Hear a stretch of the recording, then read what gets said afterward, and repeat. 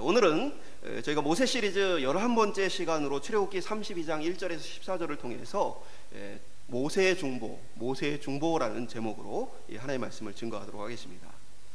우리가 이전 시간에 보면 모세가 혼자서 재판을 하느라 조금 지쳐있는 모습을 좀 살펴봤습니다.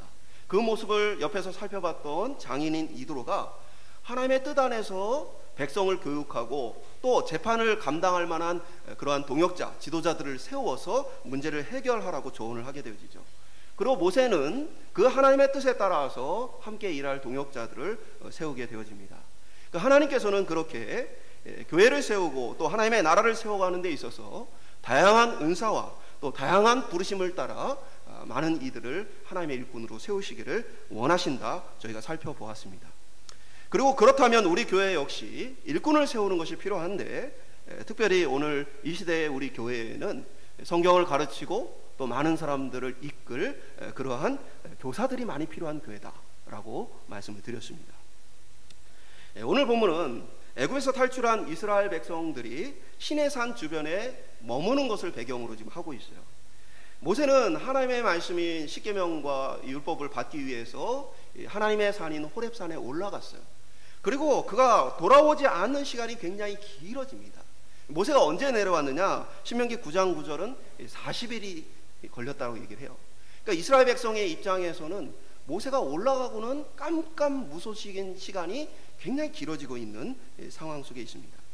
그러다 보니까 이 백성들이 우상을 만들어서 그것을 여호와 하나님이라고 부르고, 그렇지만 하나님은 그것에 대해서 진노하심으로 모세에게 이 백성을 내가 진멸하고 진노하여 진멸하겠다라고 말씀을 하시게 되어집니다. 성경을 자세히 보면요, 나의 백성이라고 표현하지 않고 모세에게 너의 백성이라고 말씀하시는 걸 좀 보게 되어지죠. 그러면서 모세, 너를 통해서 내가 큰 나라를 만들겠다라는 이야기를 하세요. 그러자 모세는 하나님께서 우리 조상들에게 약속하셨던 아브라함과 이삭과 이스라엘, 곧 야곱을 얘기하죠. 그들에게 약속하셨던 그 약속을 기억하시고 이것을 돌이켜달라고 요청하게 되어지고, 하나님께서는 그의 뜻을 돌이켜서 이스라엘 백성들에게 화를 내리지 않게 되어진 이야기가 기록되어 있습니다. 혹자들은 오늘의 이 본문을 보면서 이 모세의 그 열심 있는 기도가 하나님의 뜻을 바꾸었다라고 생각을 하고, 그리고 우리 역시도 열심히 간절히 기도함으로 하나님의 뜻을 정말 바꾸자라는 그런 이야기를 하게 되죠. 그러나 그것은 성경 전체의 맥락이나 성경이 우리에게 말씀해 주시고 계시는 하나님이 누구신지를 잘 모르기 때문에 그런 잘못된 해석을 하게 되어지는 거예요. 오늘 본문은 기도에 대한 사실 이야기를 하고 있는 것이 아니고 중보에 대한 이야기를 하고 있습니다. 하나님께서는 왜 그렇게 하셨는가? 그것은 바로 모세를 통해 중보에 대해서 가르치시기 위해서요. 중보라는 것은 조금 넓은 의미로 이제 일상적인 용어로 우리가 살펴보면 사람과 사람 사이에서 일이 성사될 수 있도록 주선하는 자를 이야기를 합니다. 우리가 이제 자주 쓰는 표현으로 부동산 중개자를 얘기하죠. 그래서 부동산 중개하는 사람이 하는 일이 뭡니까? 파는 자와 사는 자 사이를 간섭을 해서 그 계약이 이루어질 수 있도록 역할을 하는 거죠. 그 중개하는 역할이 바로 이 중보자의 역할이에요. 그런 의미에서 우리가 흔히 다른 사람들을 위해 하나님 앞에 기도하는 것을 중보기도라고 표현을 하기도 합니다. 그러나 성경에서는 명확하게 중보자라고 표현한 것은 유일하게 예수 그리스도, 그리고 더불어서 오늘 본문에 기록된 모세, 이 두 사람을 제외하고는 중보라는 표현을 성경에 사용하지 않았습니다. 왜냐하면 이 중보라는 것이 아주 독특한 의미로 쓰였기 때문에 그래요. 오늘 저희가 본문을 통해서 그렇다면 이 중보가 무엇인지, 그리고 그것이 오늘 우리에게 어떤 신앙의 의미를 갖고 있는지 다시 한번 살펴보는 시간을 갖기를 소망합니다. 첫 번째 한번 따라해 보겠습니다. 우상을 만드는 이스라엘. 이스라엘 백성이 애굽 왕 바로의 손에서 벗어나기는 했지만 그렇다고 해서 이 광야에서 안전했던 것은 아니에요. 출애굽기 17장에 보면 아말렉 족속의 공격을 받게 되어집니다. 그때 이제 우리가 잘 아는 스토리가 나오는데, 모세가 두 팔을 들고 있으면 아말렉과의 싸움에서 승리를 하고, 모세가 힘들어서 그 팔을 내리면 그 싸움에서 패배를 하게 되어져. 그 모습을 옆에서 지켜봤던 아론과 홀이 모세의 팔을 붙들어 올림으로써 아말렉과의 전쟁에서 이기는 모습을 기록하고 있습니다. 그러니까 이스라엘 백성의 지금 상황은 어떤 거예요? 애굽에서 나왔어요. 그때 빈손으로 나온 것이 아니라 애굽의 많은 보화와 이 보물을 가지고 나왔습니다. 그렇기 때문에 아말렉에게 있어서는 지금 그 광야에 있는 이스라엘 족속은 공격해서 얻을 것이 많은 사람들인 것이죠. 그리고 실제로 이 전쟁이, 이 싸움이 일어났습니다. 그러한 상황 속에서 이 아말렉과의 전투가 어디에서 일어났느냐? 성경은 르비딤에서 일어났다고 기록을 해주고 있어요. 근데 이 르비딤은 지금 하나님의 산 호렙에서 가까운 지역입니다. 그러니까 한마디로 얘기해서 아말렉과의 싸움을 싸웠던 그 이스라엘 백성이 모세가 손을 들면 승리를 하고 모세가 손을 내리면 패배하는 것을 경험을 했어요. 그런데 지금 그곳에서 멀지 않은 곳에 머물러 있는데 언제 또 아말렉이 공격을 해올지 모르는데 모세가 있어요? 없어요? 없어요. 하루 이틀이 아니고 40일 만에 돌아왔기 때문에 굉장히 긴 기간 동안 모세가 눈에 보이지 않게 되어진 것이죠. 언제 아말렉 족속이 공격해 올지 모르는 상황 속에서 보이지 않는 모세로 인해 그들은 어떻게 해요? 마음이 편안했을까요? 아니면 불안했을까요? 불안했겠죠. 언제 다시 아말렉이 쳐들어오면 우리가 어떻게 그 싸움에서 이길 수 있을까? 두 팔을 계속해서 올렸던 그 모세가 없는 이때에, 그가 살았는지 죽었는지도 모르는 이때에 우리가 어떻게 해야 하는가? 혼란 속에 그들은 결국 아론에게 우리를 인도할 신을 만들라라고 요청을 하게 되어집니다. 아마 여러 가지 의미가 있었을 거예요. 눈에 보이는 그 신을 만들고 나면 그래도 백성이 지금 막 불안해하고 있는 그것을 좀 잠재울 수 있는 그런 이제 정치적인 그런 의도도 있을 수 있겠죠. 그러나 무엇보다도 이러한 부분은 그들이 눈에 보이지 않는 하나님을 신뢰하지 않았던 불신앙 때문에 생겨났던 일입니다. 결국 아론은 사람들의 귀에 귀걸이를, 금귀걸이를 모아서 송아지 형상을 만들게 되어집니다. 오늘 뭐 한글 성경에는 좀 그렇게 되었지만 원문을 보면 아마도 나무로 형상을 만들고 그 금을 녹여서 겉에 입혔을 가능성이 상당히 높습니다. 그것이 원래 애굽 사람들이 우상을 만드는 방식이에요. 사람들이 그 우상을 만드는데 어떻게 합니까? 자기의 가진 금 귀걸이를 아낌없이 내어드리게 되어지죠. 오늘 본문은 이 사건을 8절에 이렇게 정의해요. 자기를 위하여 송아지를 부어 만들고. 지금 이 송아지를 만든 목적은 뭐예요? 자기를 위해서라는 거죠. 출애굽기 20장 4절에 십계명 속에서도 하나님께서 어떤 말씀을 주시냐면 너를 위하여 새긴 우상을 만들지 말고. 너를 위하여. 그러니까 우상의 목적이라는 것은 뭐예요? 자기 자신을 위한 목적을 가진 것이 바로 우상을 만드는 이유라는 거예요. 왜냐하면 우리는 눈에 보이지 않는 하나님보다는 눈에 보이는 것을 의지하기 쉬운 존재들이기 때문이죠. 우상은 자신의 부패한 죄의 본성과 곧 하나님을 알지 못하는 무지 때문에 인간이 만들어내게 되어지는 것입니다. 우상이란 하나님을 신뢰하지 못하기 때문에 하나님 대신 의지하고 싶은 대상을 만들어낸 것이에요. 그것은 꼭 손으로 새겨 만든 이라고 표현한 것은 당시의 사람들이 손으로 새겨서 가지고 다닐 것이나 아니면 집에 둘 것으로 우상을 만들었기 때문에 이렇게 표현한 거예요. 그러나 단지 그러한 손으로 만든 우상만을 이야기한 것이 아니라 우상이란 무엇이냐? 바로 우리가 하나님께 나아갈 그 하나님의 자리를 다른 것으로 대신하는 거예요. 우리의 삶의 중요성, 우리의 어떤 삶의 목표, 우리가 의지하고 또 바라보는 그것이 하나님인가 아니면 그 자리에 다른 것이 있는가를 얘기하는 거예요. 쉽게 얘기하면 우리가 다른 신의 형상을 만들지 않아도 불신앙으로 인해서 우리가 오는 수많은 우상들이 쌓여 있어요. 이런 물질이 우상일 수 있죠. 이런 사람의 특징은 뭡니까? 신앙생활을 하면서도 물질의 어려움을 겪으면 불안하고 어려운 거예요. 그래서 이 사람의 본질적인 마음은 뭐예요? 하나님이 나와 함께 하신다라는 믿음보다도 불신앙 가운데 물질이 없으면 금방 막 흔들립니다. 어떤 사람은 안정, 내가 하고 있는 일들이 잘 되고 평안하면 그러면 하나님이 없어도 막 평안하고 좋아요. 그런데 하나님을 믿고 따르면서도 불구하고 내 삶의 안정이 흐트러져 불안정하게 되어지면 그러면 그것으로 말미암아 위기를 만나게 됩니다. 이러한 것들을 통해 뭐가 드러납니까? 내 마음속에 진정으로 내가 의지하고 있던 대상이 무엇인가가 드러나게 되어집니다. 우리는 물질, 안정, 성공, 사랑받는 것, 자존심, 또 통제하고자 하는 욕구, 그리고 자녀, 사랑하는 대상, 이 많은 것들이 사실은 우리가 의지하는 대상이 되어 있는 모습을 종종 보게 되어집니다. 그것은 예수를 믿고 신앙생활하는 우리에게도 여전히 남아있는 것이에요. 그런데 하나님께서는 왜 이렇게 보는 것을 의지하는 것에 약한, 감각에 연약한 우리의 상태를 아시면서도 불구하고 왜 자기 자신을 어떠한 형상으로 만들지 않고 보이지 않는 하나님으로서 섬기게 하셨는가? 하나님께서 차라리 그냥 금덩어리 하나 딱 주면서 이게 나다, 그러니까 너희가 힘들 때마다 이걸 보면서 의지를 해라 라고 했으면 이스라엘 백성들이 크게 두려워하지 않았을 거예요. 그런데 보이지 않으니까, 그리고 오랫동안 모세가 자리를 비우니까 지금 이 문제가 발생한 것이죠. 그것은 바로 그들의 마음속에 무엇을 신뢰하고 있는가를 하나님께서 드러내시고자 하는 목적이 있어요.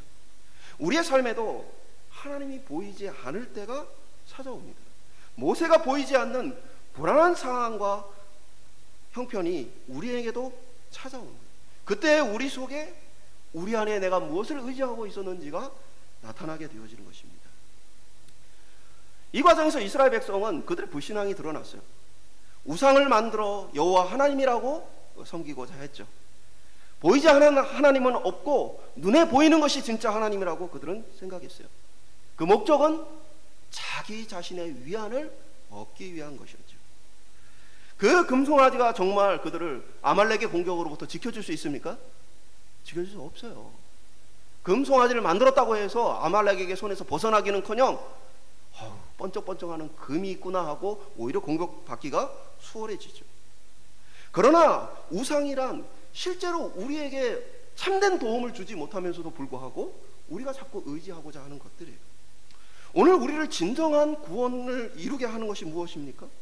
정말 우리로 하여금 참되게 의지하여서 우리를 온전한 길로 바로 서게 하는 것이 무엇입니까? 그것은 우리가 의지하는 우상들이 아니라 오직 예수 그리스도밖에 없다는 사실을 기억하는 저와 여러분 될 수 있길 소망합니다.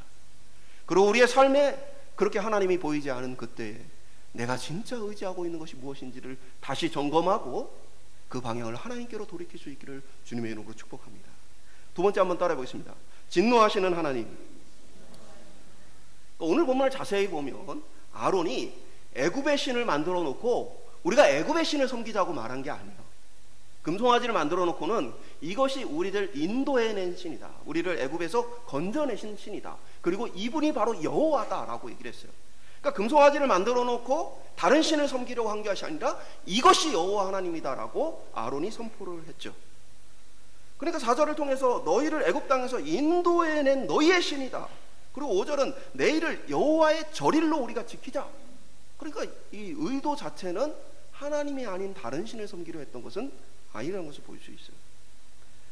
아론은 금송아지를 만들고 여호와라고 불렀지만, 그러나 하나님께서는 그 모습을 보시며 하나님이 아닌 다른 것을 섬긴다라고 여기셨습니다.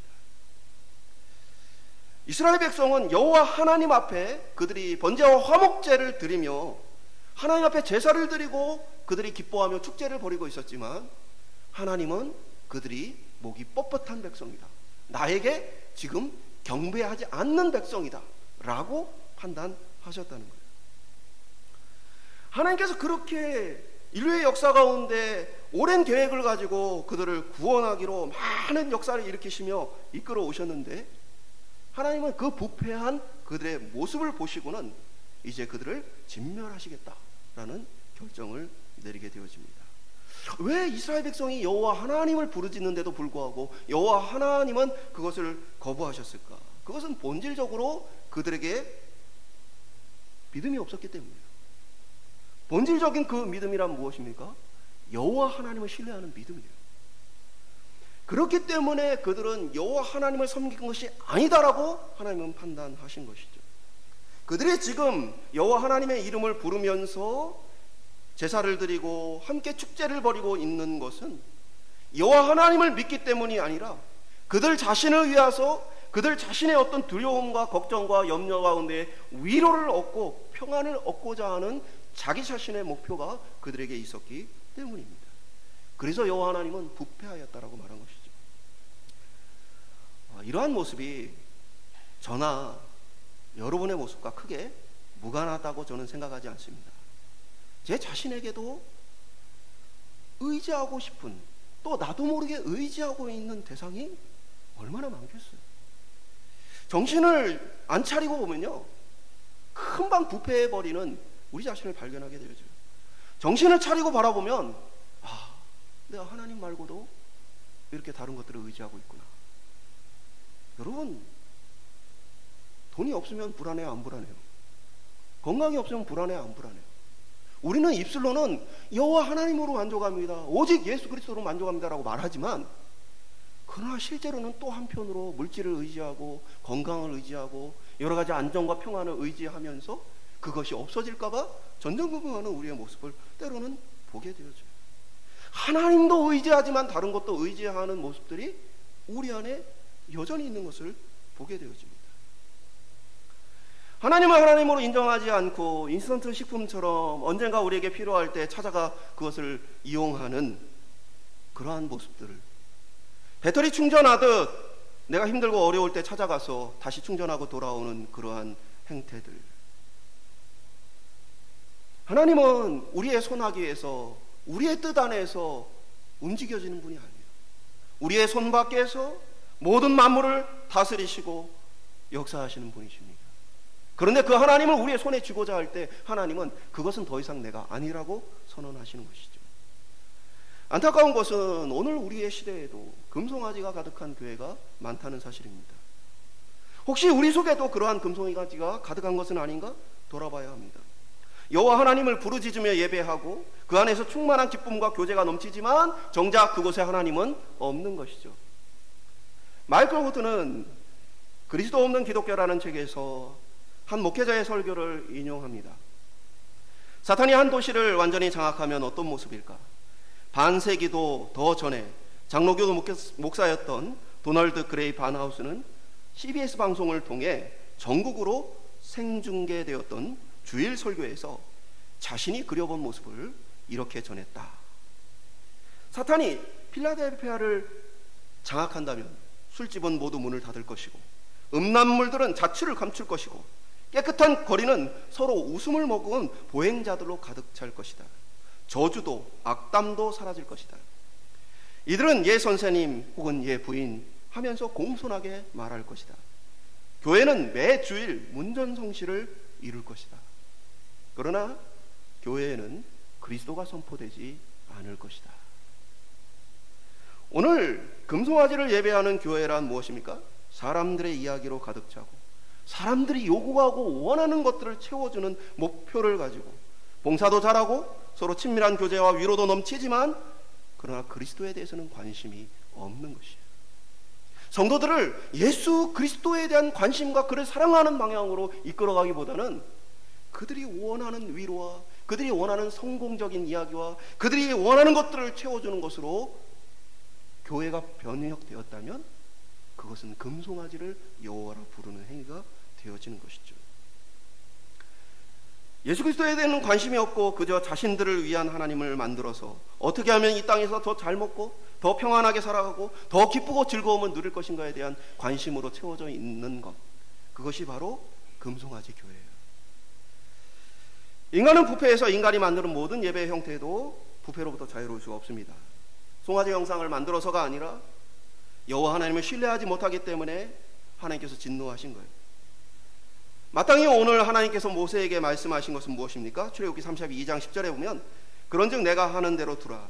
내가 그들에게 진노하여 그들을 진멸하고. 이러한 금송아지를 섬기는 교회에 대한 하나님의 결정은 내가 그들에게 진노하여 그들을 진멸하고, 진노와 진멸이 하나님의 합당한 결정이었습니다. 우상 가운데에 있는 우리 자신은 하나님의 진노와 진멸 앞에 있다는 사실을 기억해야 합니다. 오늘 저와 여러분이 역시 눈에 보이지 않는 하나님보다 여전히 우리의 눈과 귀와 마음에 직접적으로 와닿는 것들을 붙드는 그 불신앙이 여전히 있다는 생각을 할 때에 이것은 광야에 있는 이 이스라엘 백성의 이야기가 아니라 오늘 그 우상으로부터 벗어나지 못한 오늘 우리의 처지라는 것이에요. 오늘 저와 여러분이 하나님의 진노와 진멸 앞에 놓여 있다는 이 사실을 기억할 수 있기를 주님의 이름으로 축복합니다. 마지막으로 따라해보겠습니다. 중보자 모세. 하나님 모세에게 진멸을 선포했죠. 이스라엘 백성을 이제 내가 진노하여서 이들을 진멸하겠다. 그러자 모세는 이스라엘 위하여 하나님 앞에 기도합니다. 모세는 아브라함과 이삭과 이스라엘, 곧 이스라엘 야곱을 얘기하죠. 우리들의 조상들에게 하셨던 하나님의 언약을 기억해 주십시오. 하나님께서 이들을 하늘의 별처럼 많게 하시고 그들에게 약속한 온 땅을 주신다고 하시지 않았습니까? 하나님의 약속을 기억하시고 뜻을 돌이켜 주십시오 라고 하나님 앞에 요청하게 되어지죠. 이것은 모세의 기도가 간절해서나 아니면 모세의 기도가 능력이 있어서 하나님 뜻을 돌이킬 수 있다라고 생각해서는 안 되는 거예요. 그것은 모세가 모든 선지자의 원형, 모든 선지자의 모델이 되어지는 사람이에요. 그리고 특별히 이 모세는 중보자이신 예수 그리스도를 미리 보여주는 그림자, 그의 모형이기 때문에 오늘 특별히 이 사건이 기록되어져 있는 것입니다.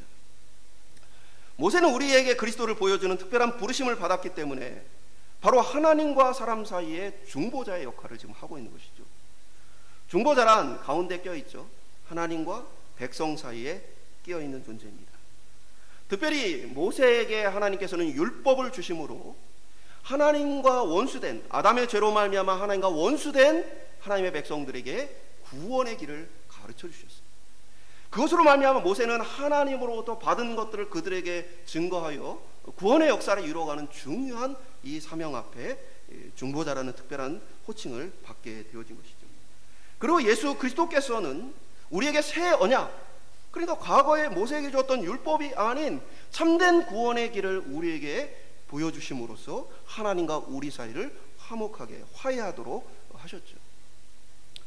그래서 성경은 다른 많은 구약의 선지자들도 있고 여러 가지 하나님 앞에 쓰임받은 사람들이 있지만 오직 이 모세만을 중보자라고 표현을 하고 있는 거예요. 그리고 심지어는 뭐라고 성경이 표현했어요? 오직 예수 그리스도 외에는 다른 중보자가 없다라고 표현한 것입니다. 그 이유는 모세 역시도 참된 중보자가 아니라 뭐예요? 중보자의 그림자로서 중보자를 미리 보여주는 역할로서의 부르심을 받았기 때문에 그래서 성경은 오직 예수 그리스도 외에는 참된 중보자가 없다라고 표현하는 거예요. 디모데서 2장 5절이죠. 하나님은 한 분이시요 또 하나님과 사람 사이의 중보자도 한 분이시니 곧 사람이신 그리스도 예수라. 하나님과 우리 사이의 중보자는 오직 예수 그리스도 한 분이라고 성경은 말해주고 있습니다. 예수 그리스도께서는 마땅히 진노와 진멸의 대상인 우리를 하나님과 화목하게 하셨습니다. 모세와 같이 간구한 것이 아니라 예수님 뭐요? 사람들의 죄를 대신해서 십자가에 대신 죽으시고 모든 죄와 저주와 사망을 감당하여 주심으로 참된 우리의 중보자가 되신 것이죠. 모세는 기도로서 하나님 앞에 간구했을 뿐이지만 그리스도께서는 친히 자신의 몸으로 모든 죄값을 치르시고 하나님과 완전한 회복을 일으키셨다는 거예요. 정확히 말하면요, 우리가 지금 하고 있는 하나님 앞에 다른 사람들을 위해 기도하고 또 봉사하고 하는 것들은 우리가 중보자로서의 역할을 하는 것이 아니라 우리가 뭡니까? 그리스도의 중보자이신 그리스도의 명령과 말씀을 따라 순종하는 것뿐이에요. 그저 그리스도의 명령을 따라 예수 그리스도의 복음을 다른들에게 소식을 알려주고 그리고 우리가 다른 이들의 어려움과 또 여러 가지 괴로움이 있을 때 그들을 돕는 예수 그리스도의 이름으로 중보자의 이름으로 그들을 돕는 역할을 하는 것뿐이에요. 만약에 우리가 중보 기도를 하고 중보자라면 우리의 기도를 따라 우리가 기도하는 사람이 구원을 얻어야 되겠죠. 그러나 우리가 기도한다고 그 사람이 구원 얻는 것은 아닙니다. 그리고 우리는 예수 그리스도의 중보의 부르심에 우리가 사명을 받아 일하고 있는 것뿐이죠. 근데 이게 굉장히 놀라운 일이에요. 어떤 것이 놀라웁니까? 만약에 우리의 믿음을 우리의 구원의 근거로 삼는다면 우리는 이스라엘 백성들과 같이 여전히 우리 속에 불신앙을 또 우상을 가지고 있는 불완전한 믿음의 사람들일 수밖에 없습니다. 저도 마찬가지고 여러분도 마찬가지고 입술로는 오직 예수 그리스도, 오직 하나님을 말하지만, 그러나 나도 모르게 이 죄의 부패한 본성 가운데에 다른 것들을 의지하고 붙드는 것들이 있어요, 없어요? 그렇다면 오늘 우리의 처지가 진노하시며 진멸하기로 작정한 이 금송아지 섬기는 이스라엘 백성의 모습과 같아요, 달라요? 엄밀하게 말하면 다르지 않아요. 그러나 우리가 하나님의 진노와 진멸을 피할 수 있는 것은, 그것은 우리의 구원이 되시는, 우리의 중보자가 되시는 예수 그리스도 때문이에요. 그래서 성경은 우리에게 믿음을 자랑하라고 말하지 않아요. 우리에게 무엇을 자랑하라고 말합니까? 오직 예수 그리스도를 자랑하라고 얘기합니다. 내가 믿었어, 내가 그때 그런 결단을 했어, 내 믿음으로 그렇게 헌신을 했어, 이러한 것들은 우리의 자랑거리 아니에요? 아니에요. 성경은 그것을 자랑하라고 우리에게 말하지 않습니다. 우리가 자랑할 것은 불완전한 믿음 가운데 있는 우리를 위해 온전한 중보자가 그 모든 것들을 해결하셨다는 예수 그리스도밖에 자랑할 것이 없는 것이에요. 그럼에도 불구하고 간증을 할 때에 내가 무엇을 했다, 내가 무엇을 체험했다, 내가 어떤 믿음을 가졌다 하고 자랑하는 것은 지금 우리가 얻은 이 구원의 참된 본질을 모르고 있는 것이죠. 그것은 아직도 나는 금송아지 섬기겠다는 말과 다르지 않아요. 오늘 불완전한 믿음을 가지고 연약한 믿음을 가진 우리를 긍휼히 여기고 불쌍히 여기사 그리스도의 보혈로 씻으신 그 유일한 중보자, 그가, 그래서 성경에 이렇게 말하고 있어요. 요한복음 14장 6절은 예수께서 이르시되 내가 곧 길이요 진리요 생명이니 나로 말미암지 않고는 아버지께로 올 자가 없느니라. 우리의 믿음도 이 이스라엘 백성의 모습과 같이 흔들릴 때가 있어요. 우리 역시도 굳센 믿음으로 이 신앙의 길을 계속 걸어가는 것이 아니라 때로는 믿음이 파손할 만한 위기를 만나고 어려움을 만나게 되어져요. 그때 오늘 저와 여러분이 우리의 중보자가 되시는 예수 그리스도를 떠올릴 수 있기를 소망합니다. 오늘 모세의 기도를 떠올리고 십자가에서 하나님께 드린 우리 주 예수 그리스도의 이 기도를 떠올리길 바라요. 누가복음 23장 34절은 이에 예수께서 이르시되 아버지 저들을 사하여 주옵소서, 자기들이 하는 것을 알지 못함이니이다. 오늘 우리가 믿음에 때로는 실패했을 때, 때로는 내가 이것밖에 할 수 없구나, 내가 편하지 않았구나, 내가 여전히 죄인이구나, 우리가 낙심할 때 그때마다 중보자가 되시는 그분께서 행하신 일을 떠올리고 다시 믿음의 용기를 가지고 일어날 수 있기를 주님의 이름으로 축복합니다. 말씀을 맺도록 하겠습니다. 우리도 금송아지를 만들었던 이스라엘 백성들과 같이 연약한 존재예요. 하나님을 믿는다라고 말하지만 여전히 많은 우상들이 우리 속에 있습니다. 그리고 그러한 우리에게 마땅한 모습은 하나님의 진노와 진멸이에요. 우리 중 누구도 하나님의 진노와 진멸을 피할 만한 완전한 믿음을 가지고 있지 않습니다. 그러나 그때마다 우리는 모세와 예수 그리스도의 중보를 떠올리기를 소망합니다. 그리고 그 중보를 떠올릴 때 하나님께서 나의 불완전함과 연약함을 아시고 그리스도의 은혜로 말미암아 나를 반드시 용서하시고 나를 구원하여 주실 것이다. 나를 그대로 두지 않고 성령을 통해 다시 일으키사 믿음의 길을 걷게 해주실 것이다. 오늘 저와 여러분이 이 복된 소식에 귀를 기울이고 신앙생활할 수 있기를 주님의 이름으로 축복합니다. 그리고 또 우리가 이 복된 소식을 주님의 진노와 진멸을 면하게 하기 위해서 주님이 명령하신 대로 많은 사람들에게 이 소식을 전하기를 소망합니다. 그리고 많은 사람들이 두려움과 어려움을 만날 때마다 우리와 그들을 위해 기도할 수 있기를 소망합니다. 하나님, 우리가 믿음 안에 누린 이 복된 것들을 저들도 알게 하여 주시옵소서. 오늘 저와 여러분이 믿음이 연약할 때마다 그리스도가 힘이 되어지고 그리스도가 능력이 되어지는 바르고 참된 은혜의 삶을 살 수 있기를 마지막으로 축복합니다.